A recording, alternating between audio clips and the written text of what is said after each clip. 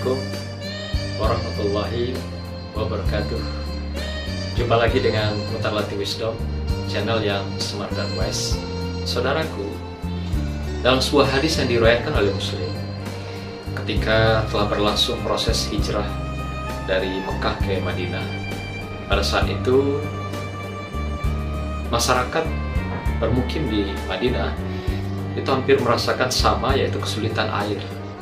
Sulit sekali air karena memang daerahnya memang tandus, kemudian juga daerah-daerah padang pasir. Ada satu tempat yang memang airnya baik yang dikuasai oleh seorang Yahudi, dan Yahudi ini menguasai sumur ini, dikenal dengan sumur Raumah.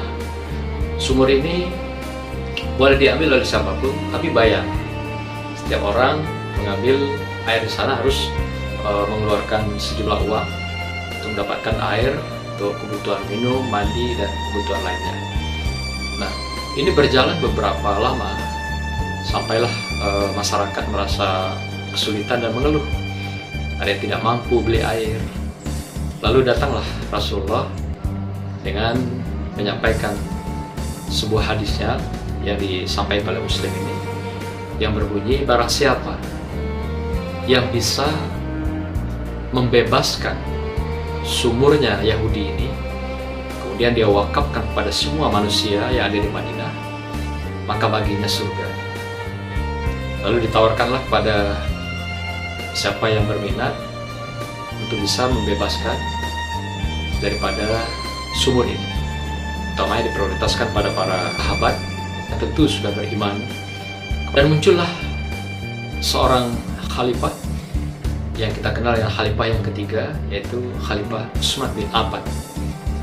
Khalifah Utsman adalah seorang yang cerdas, dia juga adalah pengusaha besar yang sukses, dan beliau menyatakan, saya siap ya Rasulullah membeli sumur yang dikuasai oleh Yahudi. Lalu Utsman menghadap si Yahudi ini menyampaikan itikadnya untuk membeli sumur tersebut. Tapi karena Yahudi merasa bahwa satu-satunya sumur yang ada di sana ya sumur dia, dan dia dumping. Nah, dumping itu dalam perdagangan melakukan monopoli. Dialah satu-satunya yang memiliki sumur, dan dialah yang mendistribusikan air-air itu dengan dijual dengan harga yang tinggi. Sehingga dengan monopoli ini ya sangat merugikan masyarakat.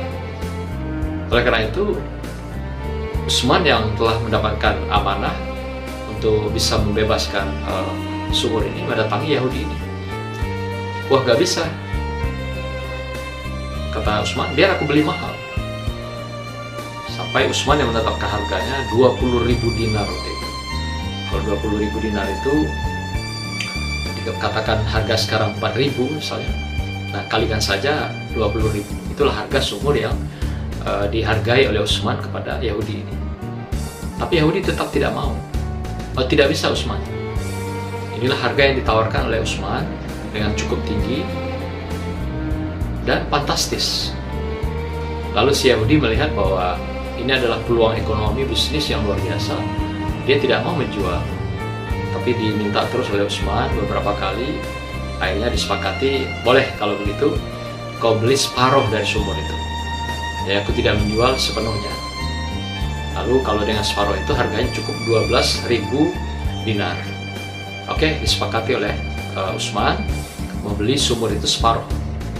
Lalu dibikin kesepakatan, satu hari Yahudi yang menjual airnya, satu hari adalah Utsman yang membagikan airnya kepada masyarakat. Nah, giliran pas Utsman yang akan membagikan air itu pada masyarakat, beliau mengatakan, wahai masyarakat Madinah, bagi Anda yang ingin mengambil air, silakan. Dan pada hari kedua, setiap hari. Dan ketika nanti pada giliran air itu giliran aku, silakan ambil sebanyak-banyaknya. Seember, 2 ember, berapapun jumlahnya, gratis.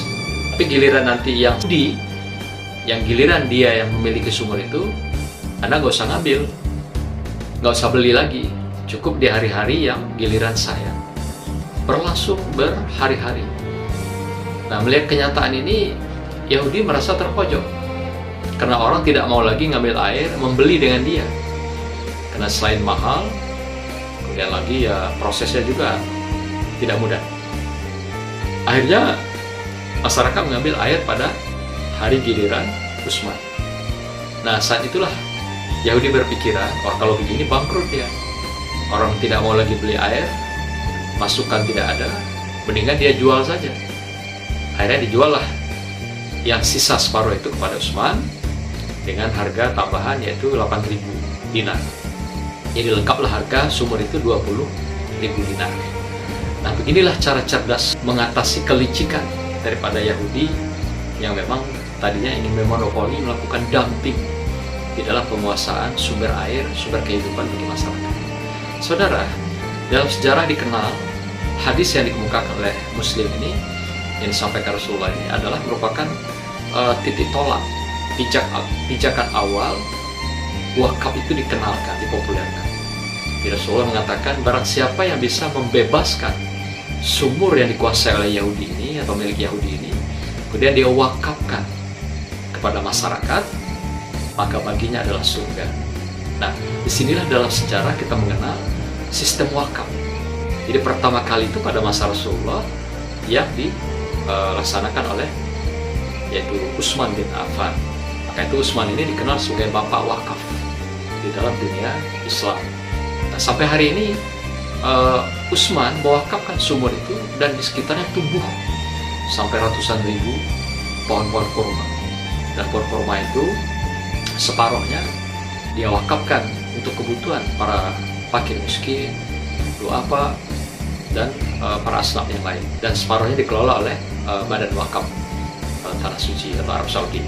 Beginilah sistem wakaf yang dilakukan oleh Utsman di dalam Islam, dan sekarang juga berkembang. Dan sekarang wakaf ini populer, berkembang juga di dunia Islam, termasuk di Indonesia.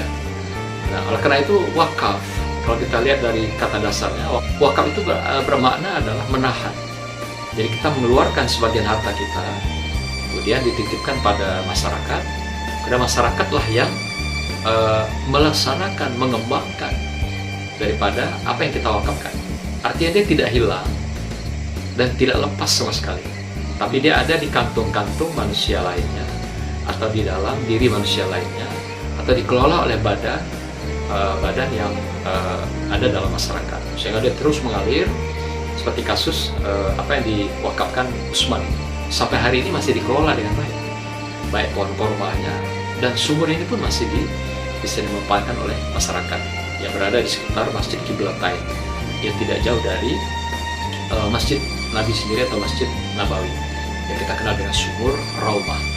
Nah, ini juga yang dikenal cikal bakal, yaitu munculnya sistem syariah di dalam Islam. Termasuk Utsman ini mulai dipopulerkan, dan hari ini juga kita merasakan bahwa wakaf ini berkembang begitu baik, begitu pesat di tanah air dan di beberapa negara Muslim di dunia. Apa beda wakaf ini dengan sedekah? Kalau sedekah kita melepaskan sesuatu yang ada dalam diri kita dalam bentuk apapun, apakah harta benda, materi, dan sebagainya, lepas, kemudian dia tumbuh dan berkembang kepada orang yang kita berikan sedekah itu. Dan kita tidak lagi, dan dia tidak lagi kembali kepada kita, dan dia tidak lagi muncul hadir atas nama kita. Dia sudah dilepaskan kepada pihak yang mustahak atau berhak menerimanya. Nah, berkembang tumbuhnya itu di mereka-mereka yang kita sedekahkan itu. Dan Allah lah yang akan menggantikan, yang akan menjadikan itu berlipat ganda. Sebagaimana Al-Quran katakan, satu bulir akan berkembang menjadi 7 butir. Kemudian 7 butir itu dia akan bercabang lagi menjadi 100. Sehingga kalau satu sedekah itu nilainya akan dilipat gandakan Allah jadi 700. Begitulah sistem yang ada di dalam Al-Quran. Allah berikan lipat ganda dari sedekah dan wakaf kita. Wakaf, kita melepaskan sebagian harta kita kepada orang lain, kemudian orang lain itulah yang mengelolanya, sehingga dia tidak lepas sama sekali dari atas nama kita, dari atas perjalanan wakaf itu kepada orang yang berhak menerima. Dan juga dia bisa satu saat wakaf ini dikelola untuk kebutuhan-kebutuhan yang lain, sehingga dia lebih luas penggunaannya, pengelolaannya, dan juga manfaat serta faedah. Kalau sedekah, sekali lepas, dia lepaslah dari pemiliknya. tapi dia tumbuh dan berkembang kepada orang yang kita sedekahkan. Nah, begitulah beda antara keduanya. Nah, biasanya kalau sedekah itu relatif lebih kecil ketimbang nilainya dalam wakaf. Wakaf biasanya dalam bentuk lebih besar, apakah dalam bentuk rumah, kendaraan, tanah, atau apa saja fasilitas yang bisa digunakan oleh publik, masyarakat yang jumlahnya lebih besar. Jadi manfaatnya lebih besar dalam bentuk wakaf ini ketimbang dalam bentuk sedekah. Kalau sedekah langsung bisa secara individu, pribadi. Nah, kebanyakan seperti itu, individu, pribadi. Jarang sedekah itu dalam bentuk besar yang diberikan dalam bentuk komunitas yang besar. Nah, wakaf ini dikelola bisa lebih profesional dengan mengembangkan apakah usaha, pendidikan, tahfiz, atau apa saja yang bermanfaat, maslahah bagi kebutuhan masyarakat secara sosial.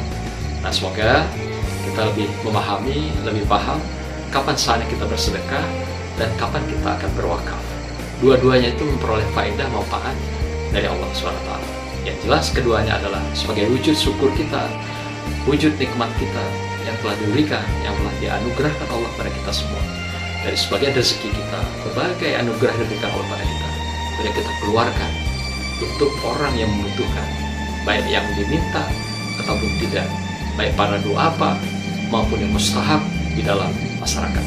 Dan keduanya bisa membantu mempercepat, bisa mengangkat derajat du'afa, fakir miskin, mengantarkan mereka menuju perbaikan taraf hidup, menuju kesejahteraan, menuju pendidikan, dan menuju perjalanan-perjalanan kehidupan dunia ini dalam pengabdian sosial, keumatan, kemasyarakatan, dan kebangsaan kita. Semoga Allah berkati kita. Assalamualaikum warahmatullahi wabarakatuh. Salam firullah.